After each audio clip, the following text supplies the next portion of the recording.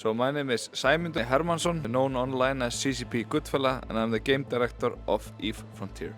And my name is Pavlo Savchuk, also known as CCP Maximum Cats, and I'm the creative director on EVE Frontier. And can you all give us the top line of what EVE Frontier is about for those who don't know? Oh, it's the ultimate moddable multiplayer sandbox, massively multiplayer sandbox, space massively multiplayer sandbox in a techno-barbarian hellscape. It's like Conan, but in space. Yeah, spot on to what CCP Maximum Cat said. To me, it is all about survival. Like the Seed of Frontier is about survival, and it is a spaceship game, so you are flying your spaceship and you're trying to survive in this hostile universe. In order to survive, you need to build out your base in space, so you're able to build out your kind of space complex in space, and in order to continue to build that, you need to travel and discover different sites to gather more resources. You're always constrained by energy and inventory and needing to make difficult choices and the hostility of the world, but at the core it is a game about survival in space. And when you look at the survival genre, we know of things like Ark Survival Evolved, but we've never seen something like this. EVE Online is such a very specific thing. It's third-person space sim, controlling hotbars of all sorts of weapons, arming yourself, and to see that applied to a survival sandbox is such an interesting thing. How have you approached sort of taking survival elements and bringing them over to what EVE had? To be honest, it was a pretty natural fit, because if you think about the gameplay of the original EVE game and you start removing the NPCs, the empires and all of those things, it's very much a proto-survival game. Like, it has this very strong sandbox element and this resource economy loop. It is kind of a survival game in the making, so we didn't have to think too much about it or add a lot to it conceptually in order for it to become a genuine survival experience. And also survival experience going a little bit broader than something like, again, Valheim, because we are treating survival on a scale all the way to survival of civilization, where we are providing the players with this layer of digital physics, the core mechanics of the world, the core mechanics of how you control the spaceship, how the energy is conserved and all of those things. But then we also provide them with all of these programmable building blocks and capacities to build, societies, to build civilization and then have that survive. I think it's a superb question and a very succinct way of articulating what we're doing. To Pavel's point, a lot of these things fit very naturally, but obviously there are a lot of things that we also need to work on to make it a good survival experience. I mean, to your point, who's obviously a survival enthusiast, one of the things, for example, with base building is it's not on a plane, but it's in 3D space. So how do you build out your 3D space in three-dimensional coordinates? And also the setting of it, the setting of the world should feel survival, the audio as well as the camera and controls. That is something we've been working on now. It should feel like survival game also when you control your spaceship. Also, just another thing that I remembered, one important kind of delta between the original EVE and what we are crafting exactly in order to facilitate the survival experience is we are going much further into managing various things about your spaceship. It's similar to how in Valheim or in other survival games you would need to manage your hunger, sometimes you need to manage the temperature around you. If you imagine similar categories of things but having to do with your spaceship, making sure that the clone pilot inside of your spaceship doesn't get damaged, making sure that your ship doesn't heat up too much when you're next to the sun, because some electronics might stop working, or your clone pilot literally might boil and then you lose your ship that way.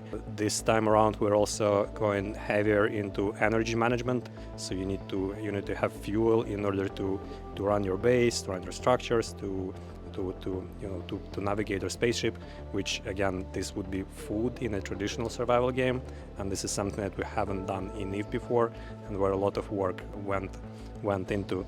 And this is one of the things that is creating a fundamental difference in the fabric of the gameplay, because now you are undocking and you're planning to go somewhere. You can't just go to another part of another end of the universe if you have enough time. You need to stock up on these supplies, you need to stock up on those supplies, you need to stock up on fuel. So suddenly every detour out there becomes this survival expedition. You need to make sure that you have enough to get back. You might get stranded, and then you have to mount a rescue operation. Suddenly the world starts becoming the active world that is within reach for you starts becoming much smaller in a much more meaningful way. Now I know that I live in this particular locale because this is how far I can get with the resources that I have. To a degree, looks like, from my perspective, like I'm playing a real-time strategy, but it's survival at that. And it's just the idea of taking elements of that, like planning out my base, planning out the way that things are positioned, planning out my fuel. It's not often that I see strategic elements placed into a survival sandbox. And it's really interesting to see that the early stages of that execution. How hard has it been to sort of make sure that that feeling of what EVE plays like, how it felt like over the years, the thing that brought people to that game, is still there while forging out on your own into this new experience and making sure that it's kind of distinctly itself in addition to being EVE? I mean, first and foremost, we aren't too precious about adhering to this legacy of EVE. It doesn't need to play exactly like EVE. Quite the opposite. We are exploring ways to provide the players with alternative ways to engage with the experience that are less like this as experience. Although this kind of a cerebral, more layer is still there, pulling inspiration, for example, from things that are a little bit outside of the core survival genre, things like Frostpunk, for example. That is maybe the closest to like an RTS level survival game that is out there. But we are going pretty far into the opposite direction, where we provide the players with capabilities to control their spaceship in a more hands-on, visceral way.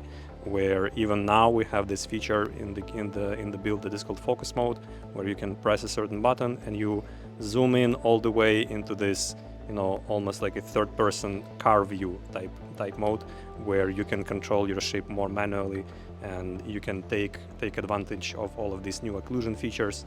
Let's say there is a prop out there, some kind of a structure which has a hole or a trench in it. If you just point and click around it, your ship will most likely navigate around it, but you can take this manual control and you can then navigate into this trench and maybe hide from incoming fire, reload, and this kind of stuff. One of the things I've seen that interests me is the opportunity for effective other players on your personal experience. Yes, you build your base, but also at certain points you'll find player-made jump gates and you can sort of buy access to them. How is the team kind of approaching this kind of economy for EVE Frontier to make sure it's there, it's available, but it's not overwhelming? Taking a lot of lessons from what we did on EVE first and foremost and integrating those, and also being relatively minimalist with what we develop. We're trying to develop this very robust core experience, which should always work and should be unbreakable as much as possible. It should be accessible, it should be approachable, and then leaving enough negative design space for all of these things to emerge, for emergent player structures, for some weird payment systems, for Stargate networks overlapping with each other, so that there is this dynamic between this unbreakable kind of bedrock underneath everything, and we take care of that. But then everything on top of it is, that's a free-for-all. That's the beauty of Sandbox. Just to add a bit, that's also the beauty, at least in my opinion, on the size of the universe. So making the size of the universe be really big, it allows you as a player, exactly like you're describing, to kind of choose. Do you want to live a more nomadic lifestyle far away from others, or do you want to congregate with others and live in more of a societal part of the universe? Iceland is a great example. Even though few people live in Iceland relatively to the size of the land itself, it's not just spread evenly or all congregated in a single point. There are people who want to live a nomadic lifestyle far in the north of Iceland, where I'm from, but also people congregate in the city as well. So that's another way to think about it. Can you speak a little bit to kind of the solo player experience versus the communal player experience in EVE Frontier? Because obviously, as a sandbox, you get to that opportunity to be sort of a nomad. Obviously, when you onboard, you'll sort of probably learn a few things on your own, but that opportunity for community is there. Do you kind of start from the solo experience when you're building this, or do you build it completely in mind with the idea that other players could sort of complicate the scenario. Again, going from learning from our experience with EVE Online, we are always taking into account, how players are gonna mess with each other, which is one of the reasons why, and one of the ways where the size of the universe comes into play again, where if you want to be out of other people's way, you can just go to the complete outskirts of the universe, and there you can have a complete solo experience where no one can find you. But yeah, we always keep in mind the social interactions with the players, and this is also where all of this crazy third-party development and sandbox aspects are carving out interesting gameplay niches for solo players. Because, for example, in the past, let's say we have a corporation, and the corporation needs some resources for their project. The only way you would engage with that need, with the request for resources, if you're a part of that corporation. So you need to be a social player. Someone told you that we need resources on Discord or wherever. Now they are able to build all of these emergent structures where, for example, you come to some kind of a structure in space, and it's someone's trading outpost, and you came there to just buy some stuff. But by now, this outpost, it ran out of some kind of resources that whoever is controlling that outpost needs. And now this outpost tells you, okay, I'm low on this resource, I'm going to pay you for this particular resource. Suddenly, you get this cool emergent single-player mission, which is connected to the social fabric of reality. So it creates this interesting funnel from all of the social gameplay that we know from EVE, that then yields these outputs for the solo players in all sorts of interesting ways, like bounty systems, for example. Again, you come up to another structure, and you just, instead of just hunting some NPCs, you have a bounty list for other players, and now you're taking that mission, and that becomes your quest, but in a way that is just much more meaningful than whatever we could design as a just pure NPC system. Just to add up a little bit, because I think it's a really good point, we're obviously heavily inspired by the mothership of this EVE Online, and it's in our DNA. We've been both working at CCP for quite a long time to always think about the social aspect. Is kind of ingrained in our DNA at this point. But we are trying to create a different game. So it's a survival game set in space where you are trying to survive on your own. That also means that we want to have a social interaction, like you hear us talk about a lot, but we also want the game to succeed in another way, where you can also just rely on a good experience as you live a nomadic lifestyle out in the wilderness. So you do enjoy the aspect of building out your base. You do enjoy visiting locations and seeing beautiful sights and interacting with crazy feral drones, etc. One of the things during the presentations that I happened to notice was the part with a lot of letters for different aspects of the game. And one that comes back to me and keeps standing out in my mind is, I saw horror in there. Can you explain that? There are a lot of scary things out there that are out there to get you, from the physics of the world itself to all sorts of just this legacy of machine creations of humanity. This is the kind of world where my personal hope would be that there are things that are forever unconquerable for the players that they just need to run from.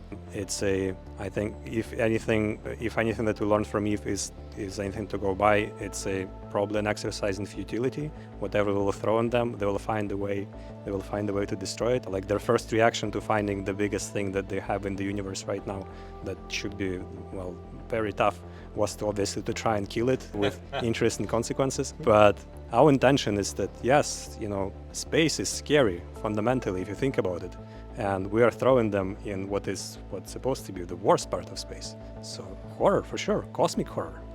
Total plug right now, but for those that are interested in learning more also about the setting of the game, we have started writing a lot of fictional parts of the game, so people can start to puzzle together this horror that is the frontier. And if those stories don't scare you, then EVE Frontier is a game for you, that's for sure. And it is worth noting that we are at EVE Fanfest 2025 as we're having this interview, and this has been one of the first times that the community has really got to see the meat and potatoes of what's going on with EVE Frontier.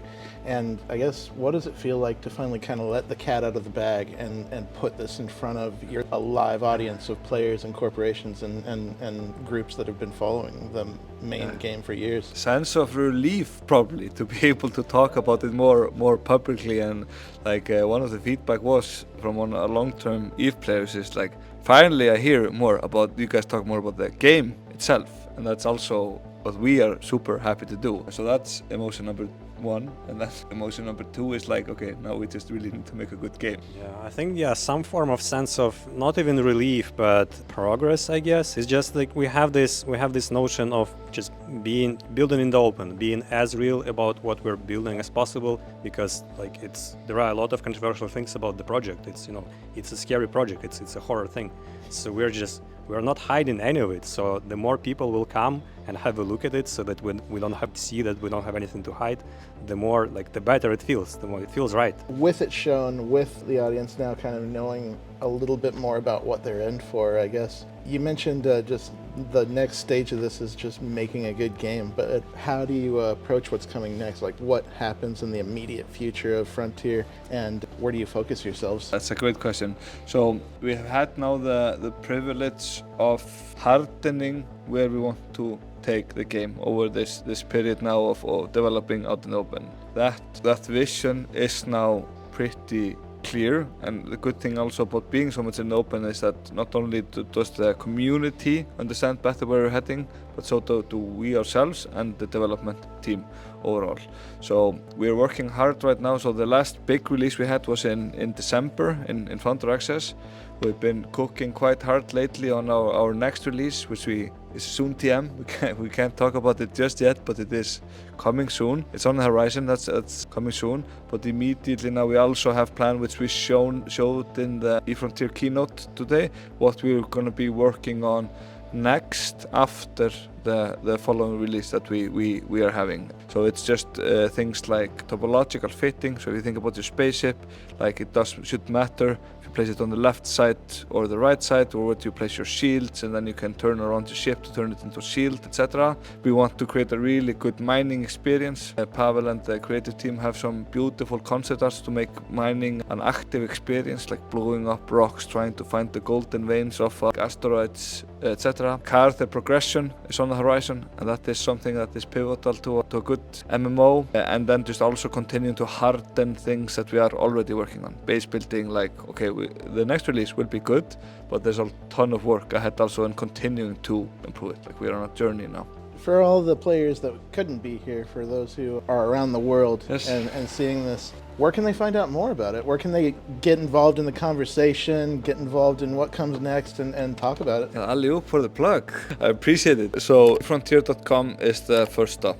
Sign up there. For those that want to join us now, you can check out Founder Access, and I just recommend to everybody to do that, because then you get to join our Discord, and there the town is buzzing. There's good vibes only in this community, and the reason is that it's kind of a self-selected community, because it is people who want to join a project early on. So you can just imagine type of people that are innovative, people who want to see something develop, want to discuss it a lot, like high engagement, theorize, speculate, and really give a lot of feedback to us and talk amongst each other about what we are making.